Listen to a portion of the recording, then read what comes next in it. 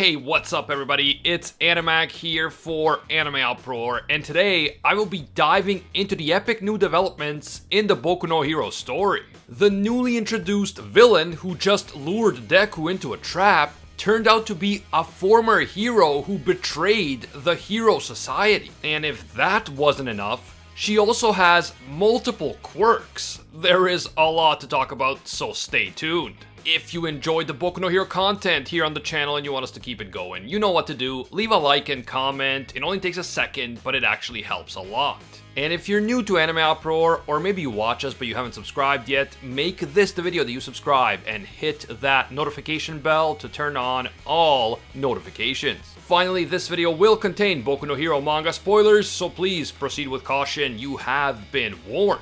Okay, so in previous videos, I referred to the new female villain as the villain waifu because we didn't know her name. Thankfully, we now know that her name is Lady Nagant, but I absolutely stand by my previous statements. Seriously, why is this supposedly evil woman so freaking attractive? I mean, I realize that this probably isn't the most important question of this chapter, or is it? But damn, just damn. Anyway, here at AnimeUproar, we are of course too sophisticated to focus on such things as waifus instead of highly advanced analyses and commentary. So I will just get into the story now, and in my spare time I will continue writing a fanfic in which I get isekai'd into the MHA world and suddenly Miruko and Lady Nagant both start battling for my love. Eventually I will realize that the only way to stop this endless cycle of hero versus villain violence is to just choose both of them and the world will be saved. But yeah, where was I? The chapter. Okay, so the chapter starts off with a flashback to Hawks and Deku discussing the mission to smoke out All For One and Shigaraki. Hawks says that All For One must be planning to capture Deku alive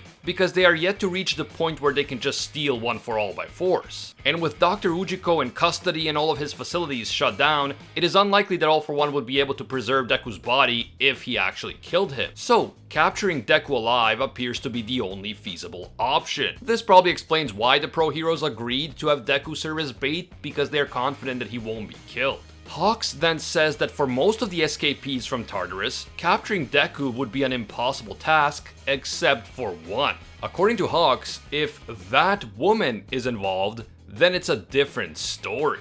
Hawks reveals that the woman he is referring to is his former senpai, meaning his senior, and that the manhunt for her has been a top priority for the heroes. In fact, Hawks tells Deku in no uncertain terms that if he ever comes face to face with this woman, he has to do everything he can to run away. And then, back in the present, Deku confirms that the female villain who just shot his secret transmission device is the same woman that Hawks was talking about.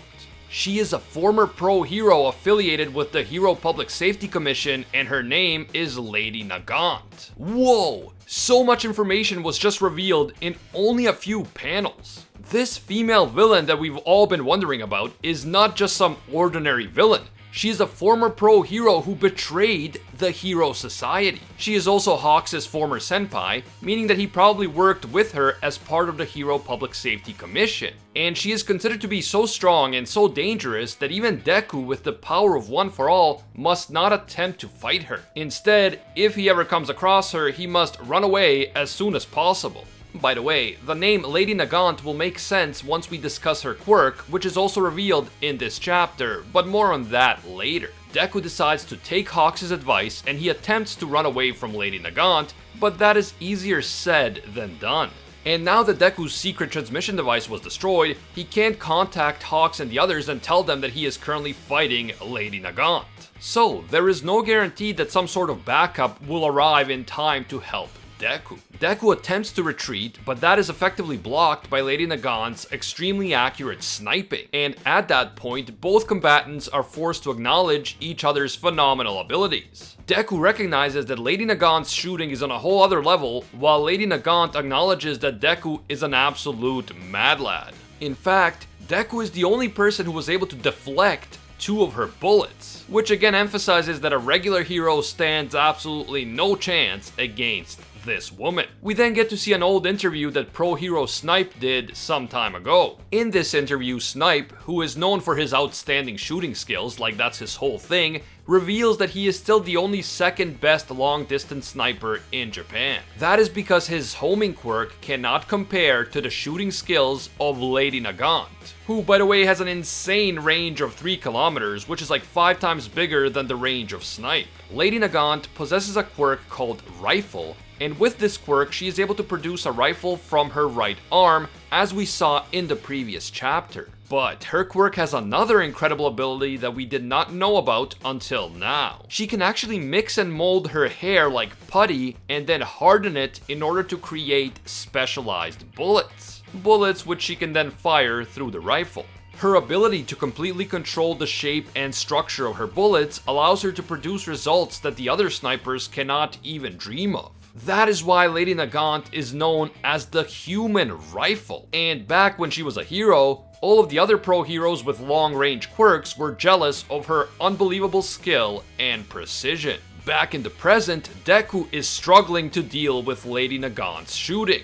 She has insanely accurate aim and she can even shoot rapid-fire shots, so outrunning her seems to be an impossible task. Deku admits to himself that if he didn't have danger sense, he would have been defeated a long time ago. Deku also concludes that he won't be able to escape the villain's range at this rate. Right now he is only about 1 kilometer away from her and her range is 3 kilometers, so instead of running away, Deku decides to get closer to Lady Nagant.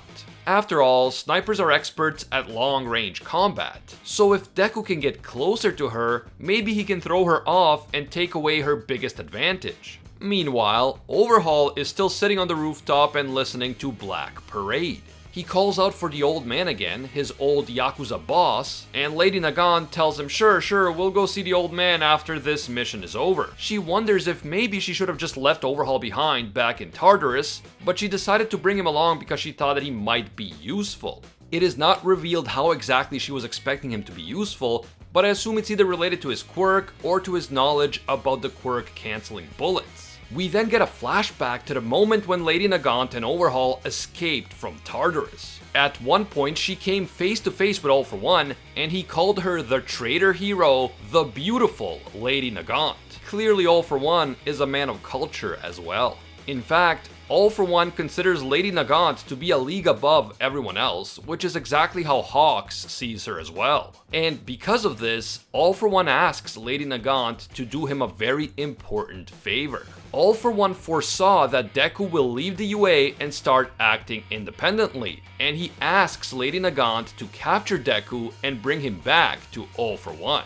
At first, Lady Nagant has no interest in this mission, she just wants to get out of Tartarus and regain her freedom. But All For One reminds her that she has already slaughtered many of her fellow heroes, but all of that will be in vain if she doesn't help him now. According to All For One, the fall of the pro-hero society that she is hoping for will never happen as long as Deku lives. From this brief exchange, it is clear that Lady Nagant really hates the pro-hero society, although it is not yet clear why she feels that way. But All For One clearly knows how she feels, and he manages to convince her to make a deal with him by straight up giving her a new quirk called Airwalk. Airwalk is a quirk that All For One had used before, and just like the name suggests, it allows its user to levitate or walk on air. Suddenly, back in the present, Lady Nagant leaps into the air and vows to carry on her mission to capture Deku, and that is how this insane chapter ends. Personally, I loved this chapter, and I love that so many of our questions about this new villain were answered. Although to be fair, this chapter also raised a bunch of new and very interesting questions about her. Why did she betray the hero society, and why does she hate it so much? There has to be some deeply personal reason for this hatred, and I bet her backstory is going to be really interesting. Her name appears to come from an old Russian rifle called the Mosin Nagant. This rifle was used by the Russian army against the Japanese during the Russo-Japanese War that took place between 1904 and 1905, so maybe that's how Horikoshi came up with the name. I am definitely not an expert on rifles, so I have no idea how popular this rifle is today, or how well known it is in Japan, but it's an interesting choice of name nonetheless. Now, here are the big questions that I have after this chapter. Other than Lady Nagant's backstory and why she betrayed the Hero Society, I am also wondering what she wants with Overhaul. Does she just want to use his quirk, or does she want to know more about the quirk canceling bullets? Or is there more to it than that? And while we're on the topic of Overhaul's quirk, why didn't All For One just steal it back in Tartarus? All For One clearly knew who Overhaul was, and that means that he very likely knew that Overhaul's quirk could have healed Shigaraki almost instantly. So why wouldn't he just steal the quirk to heal Shigaraki? Is this a plot oversight by Horikoshi, or is something else going on here? Also, could Lady Nagant be connected to the UA traitor in some way? I'm not sure for how long she's actually been in Tartarus. Like, has she been there for years, or was she only arrested recently? But if hypothetically her treason was only discovered in recent months, then she could theoretically be the UA traitor herself. Now, no, she's not a UA student or teacher, but through her role in the Hero Public Safety Commission, she may have had access to sensitive information about the UA. Information that she might have passed on to the villains for a price. I might be reaching here because I really want the UA traitor thing to actually be resolved, but you never know. Finally, and most importantly, why is Lady Nagant so hot? I can't quite pinpoint it, but I think it has a lot to do with her big, beautiful lats. She is clearly in great shape, and who doesn't love a woman with killer lats? But that is enough simping for today. If you enjoyed this video and you want to see more videos like it, please leave that like to let me know. It really does help. And if you're new to AnimeUproar, or maybe you watch our videos but you haven't subscribed yet, do me a favor and make this the video that you subscribe and hit that notification bell to turn on all notifications. You really have to go through the trouble of subscribing, hitting that bell, and then selecting the option that says all. If you don't do that, you're still gonna miss a ton of our videos, even if you are subscribed. It's just how YouTube works.